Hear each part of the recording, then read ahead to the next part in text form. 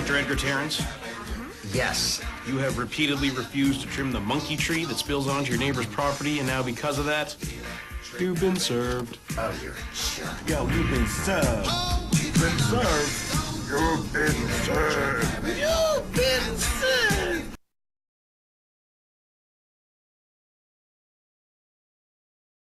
Don't nail me on that.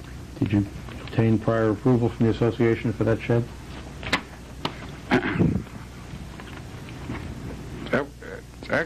Actually, I'm assuming you people have gone to the files, the building files, and all the other necessary files.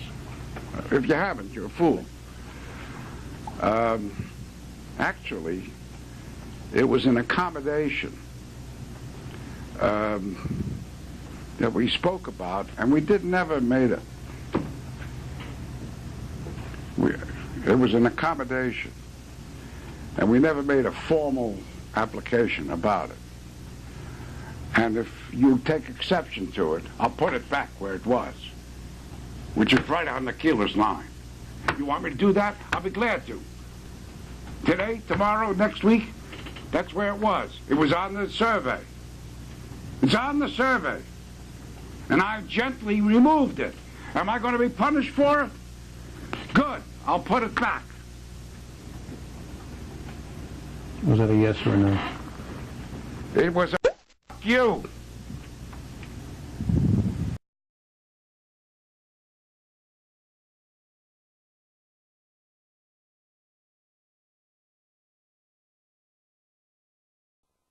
She was put on notice that there was going to be... Even you don't testify to that. An application. The best you have testified to about notice is, I do believe there was talks about application. Exactly. But I'm reading your words, right? Exactly. But I don't recall telling her specifically how the process works. She was on notice. That is not There's an putting her on application. notice, Mr. Paulino. She's going to have to fill out a 10-page thing that asks her to list. She can't go down to the condo place and get an application? It's not. This is standard practice, Your Honor. Okay, Mr. Paulino, you're dead wrong. That's your opinion. No, that's my ruling, pal. And let me tell you something, Mr. University of Miami Law School. I taught at UM for many, many years, and you right now are embarrassing us. You do not show that kind of disrespect, okay? If you don't like what the judge is doing, then you take it to the next forum. But you do not sit here and say that's your opinion like a baby when a judge rules against. Don't even utter another word. You got a lot to learn about what it means to be a litigator and a lawyer. I don't want to be... Good, because you don't have it in you. But you got a lot to learn about what it means to be a member of the Florida Bar. And if you think that this kind of petulance and babiness on your part, to turn around and tell a judge who you disagree with, well, that's your opinion, is going to get you anywhere, you are sorely mistaken. If there's nothing you should have learned in the last 2 years as a law student, there's something you should have learned as a human growing up, that you do not show that kind of disrespect. You don't like it, take it to the hallway. But you do not look a judge in the face, because I don't care what you think about me. You got to respect this process. And if there's anybody who I expect to respect this process, it's a second-year law student at the University of Miami. Verdict for the plaintiff, $450 and court costs.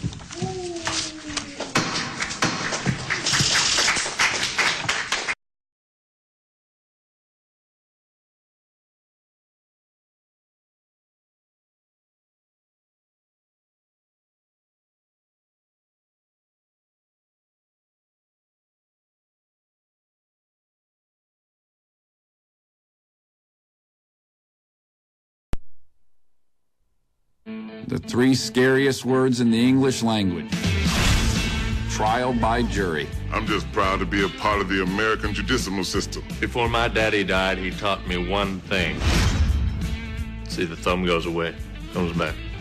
Juries are made up of 12 people who are so dumb they couldn't even think up an excuse to get out of jury duty. We find the defendant, Nelson Biederman, guilty. You mean guilty? Oh, yeah. Well, it kind of looked like it was a cue. All right, it's time to make your opening statement. Come on, Ben.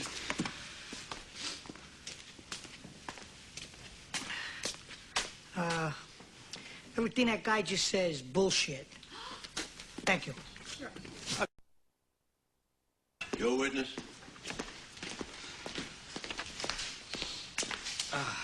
All right. Mr.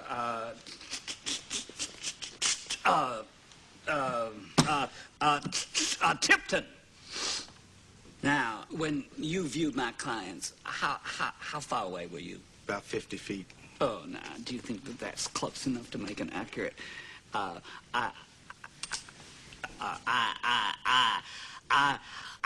identification? Yes. Mr. Tipton, I see you wear eyeglasses. Sometimes. Well, would you care to show those eyeglasses to the jury, please? Thank you. Thank you. Now, Mr. Tipton, were you wearing them that day? No. Well, you see, you were 50 feet away. You made a positive eyewitness identification, and yet you were not wearing your necessary prescription eyeglasses. They're reading glasses.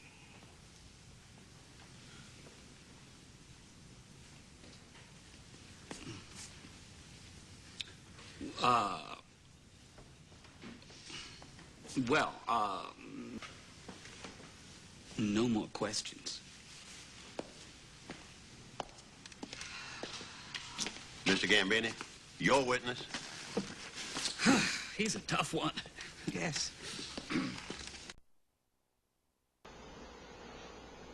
Like the defining moment in this trial, the day Mr. Darden asked Mr. Simpson to try on those gloves, and the gloves didn't fit. Remember these words: if it doesn't fit, you must acquit. And we're going to be talking about that throughout.